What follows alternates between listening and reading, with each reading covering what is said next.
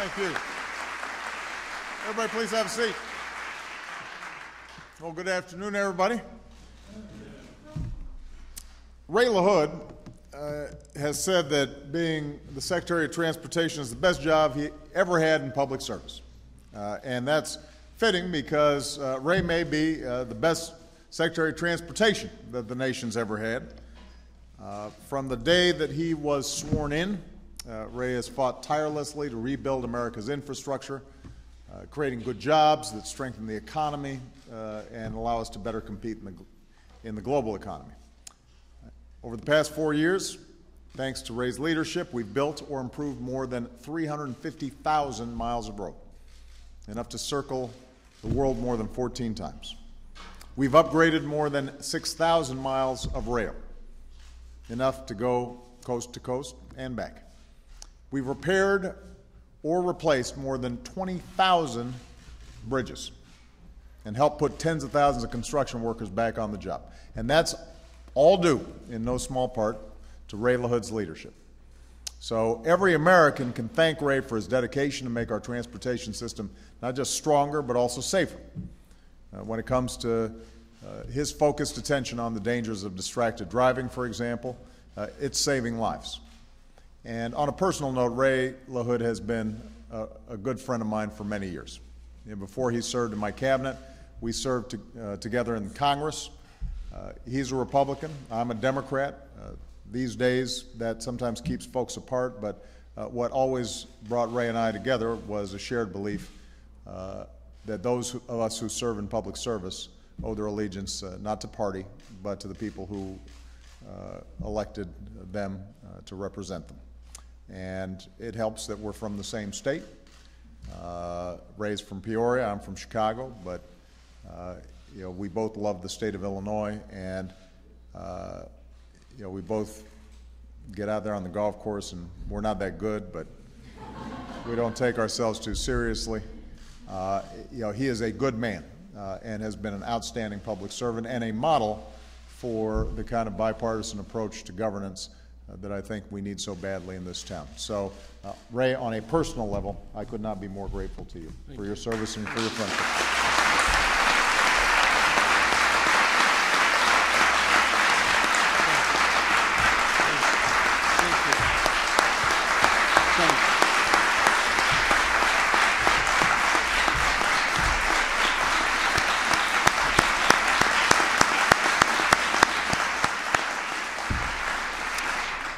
Now, unfortunately for us, but fortunately for them, Ray is now looking forward to spending more time with his wife, Kathy, and their family, especially a whole gaggle of grandchildren. And so today, I'm proud to announce my intent to nominate another impressive leader to carry on his great work at the Department of Transportation, the Mayor of Charlotte, my friend from North Carolina, Mr. Anthony Foxx.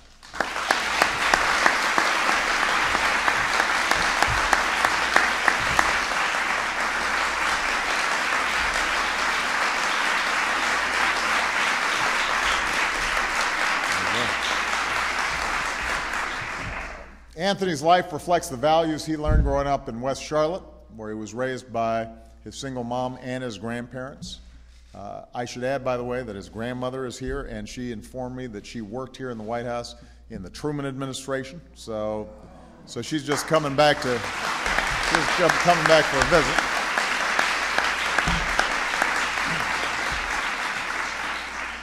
And so the values that they instilled in them was to take pride in hard work, to take responsibility for your actions, to take care of your community. And over the past 3.5 years, those values have helped Anthony become one of the most effective mayors that Charlotte's ever seen. When Anthony became mayor in 2009, Charlotte, like the rest of the country, was going through a bruising economic crisis. But the city's managed to turn things around. The economy's growing, there are more jobs, more opportunity, and if you ask Anthony how that happened, he'll tell you that one of the reasons is that Charlotte made one of the largest investments in transportation in the city's history. Since Anthony took office, they've broken ground on a new streetcar project that's going to bring modern electric tram service to the downtown area. They've expanded the international airport, and they're extending the city's light rail system. All of that has not only helped create new jobs, it's helped Charlotte become more attractive to business. So I know Anthony's experience will make him an outstanding transportation secretary. He's got the respect of his peers, mayors and governors all across the country. And as a consequence, I think that he's going to be extraordinarily effective. One of the things that Ray taught me in watching him do his job is that establishing personal relationships with mayors and governors and county executives makes all the difference in the world, because transportation is one of those things that it's happening on the ground, and the federal government's got to be responsive and has to understand what it's like when you're a mayor or a governor or a county executive trying to get these projects up and running, which also means that we have the potential of continuing to streamline our approvals and get rid of some sometimes difficulties in permitting that slow projects down, because we want to get people back to work and we want to get this country moving. So I am absolutely confident that Anthony is going to do an outstanding job. I want to thank his mom and grandma and lovely wife and two good-looking kids for being willing to serve as well. And I hope that the Senate confirms him quickly, because we've got a lot of work to do. Our top priority as a nation right now is doing everything we can to grow our economy and create good jobs and rebuild opportunity for the middle class. And one of the best ways we can do that is to put more Americans back to work rebuilding our infrastructure. So that's why in my State of the Union address I proposed a Fix It First program to put more people to work as soon as possible on our most urgent repairs. And to make sure taxpayers don't shoulder the entire burden, I've also proposed a partnership with the private sector. But Congress has to step up, fund these projects. They need to do it right away. We need to modernize the infrastructure that powers our economy. We need more high-speed rail and internet, and high-tech schools and self-healing power grids and bridges and tunnels and ports that help us ship products all around the world stamped with three proud words, made in America. That's how we're going to attract more businesses. That's how we're going to create more jobs. That's how we're going to stay competitive in this global economy. So to Ray LaHood and his entire family, I want to thank you for just doing an extraordinary job. To Anthony and his family, I want to thank you guys for agreeing to serve. And I know that today's announcement is not the biggest thing that Anthony's family's got going on next week, because tomorrow's Anthony's birthday. So we're happy that we can kick off the celebration here at the Wright House. And with that, what I'd like to do is ask both of them to say a few words, starting with our outstanding current Secretary of Transportation, Mr. Ray LaHood.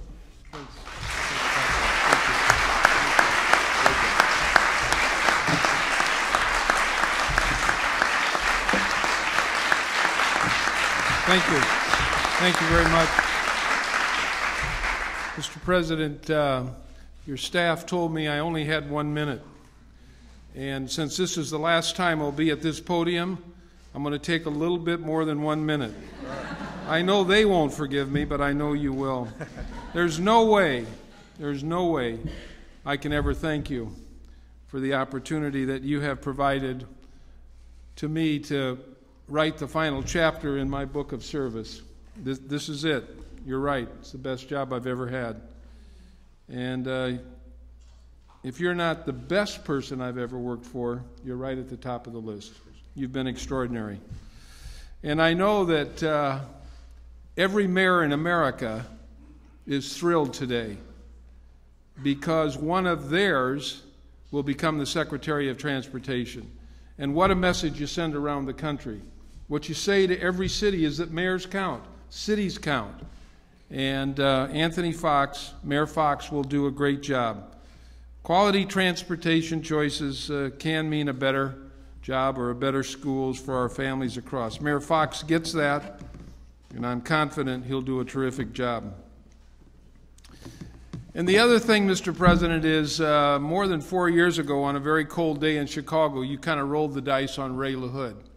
I'm not sure you really knew, other than our friendship, and that I was a lousy golfer, whether I'd be a good Secretary of Transportation. Well, you gave us plenty of license to be a good Secretary of Transportation, and we have been very proud to carry out your vision, and very proud to be the 16th Secretary of Transportation. The President and I did not share a political party. As he said, I'm a Republican and he's a Democrat. But what we did share while we served in Congress from Illinois is a friendship, a deep friendship. And that friendship has become much stronger over the last 4.5 years. And so I just want to name 4 things that I think we've been able to do. There are many more than 4, but we've put a great team of people together. Mayor Foxx, you are going to inherit some of the smartest, brightest, hardworking people at the Department of Transportation. We've worked hard for 4.5 years to carry out the President's agenda. And one thing that we're very proud of, in 3.5 years, the President told us, within 30 days of his being sworn in to his first term, raise the CAFE standards. And what we're proud of is that by 2025, every car and light truck in America will get 54.5 miles per gallon. And it didn't take one vote of Congress. All it took is a little bit of leadership here and a little bit of leadership at EPA and DOT, and we made it happen. That will be part of President Obama's legacy. What a legacy. Cleaning up the air in America, getting cleaner burning cars. That's a big deal. We also have spent a lot of time on safety. And I guess we'll be known for trying to persuade people to put their cell phones and their BlackBerries down while they're driving.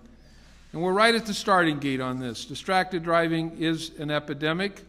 We've spent a lot of time working on it, and I hope that Mayor Foxx will continue that.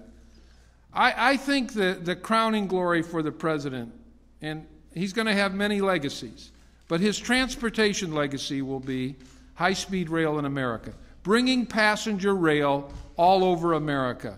And let me tell you what I mean by that. I visited 18 countries in the last 4.5 years looking at high-speed rail. And the common thread throughout every country is a national vision, national leadership, national commitment. And that's what the President provided over the last 4.5 years. What he said to America is, we know you want a different kind of transportation. And Lincoln started the rail system in America. Obama has started high-speed rail in America. What a great legacy. Thank you. So, we're proud of that vision, Mr. President, and thank you for really giving us the encouragement to continue to carry on. So, obviously, it goes without saying, when I talked to the President right after his re-election about the fact that I was very conflicted about this job, not about the job, but about the fact that I'd like to stay. But I told him, Kathy and I have been married 46 years, and she wins out on this one. And he said, give me your cell number. I'm going to call her. I said, no, Mr. President, I don't want you to do that, okay? I don't want you to hear all these arguments that she's going to make to you. So I am conflicted about this, but it's the right decision for our family. We've been in public service 35 years, and we think that we've done it the right way. We've done it in a bipartisan way, in a way that reflects the best values of America. So the final pages of my book of service, I think, will be remembered for bipartisanship, for serving in one of the most historic administrations in the history of our country. And I am so pleased that the President gave us an opportunity to have a front row seat on watching history and a front row seat on making a little history. And what an opportunity that we will never, ever forget. And so we leave while they're still applauding, which is not always easy in public service. They're not only applauding for me, they're applauding for President Obama and the team of people that he put in place here. That's what they're applauding for. And so we go out while they're applauding, and we go out also with the fact that my successor will continue to do a great job representing America, representing the American people, representing President Obama and his vision for putting people back to work, for getting the economy going, and for continuing what we've tried to start at the Department of Transportation. It's my pleasure to introduce the 17th Secretary of Transportation, when he's confirmed, which is always what we have to say. It's a little thing around here. When he's confirmed, he'll be the 17th Secretary of Transportation, and he will do a great job. The Mayor of Charlotte, Anthony Foxx.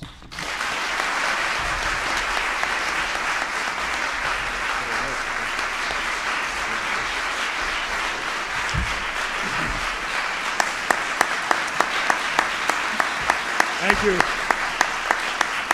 Thank you. Thank you, Mr. President. I am humbled and honored to be your nominee for Secretary of Transportation. As mayor, I know two things. First, over the last 4 years, cities have had no better partners than you, Mr. President, and you, Mr. Secretary, Ray LaHood. You have drawn the admiration and appreciation of America's mayors, particularly Secretary LaHood, for your astute vision and no-nonsense approach, and that of your entire team. If confirmed, I will do my absolute best to uphold the standards you have set at the U.S. Department of Transportation. The second thing I know is that there is no such thing as a Democratic or Republican road, bridge, port, airfield, or rail system. We must work together across party lines to enhance this nation's infrastructure. I stand here today with many people to thank, most especially my wife, Samara, my two children, Hillary and Zachary, my mother and my grandmother, all of whom are here with us today. I also want to thank the wonderful people of Charlotte, the fastest growing area of our country. I know well the opportunities and the challenges of maintaining and improving infrastructure and providing good transportation choices. And throughout my service in Charlotte, I've worked to use infrastructure to put Charlotte and therefore our country on the path of job growth today and tomorrow. Mr. President, I look forward to engaging with members of Congress on both sides of the aisle during the confirmation process. If confirmed, I will work with you, with Congress, with states, local governments, and of course the great team at the U.S. Department of Transportation to keep the wheels of our national renewal turning. Thank you again for your confidence in me, Mr. President. Thank you.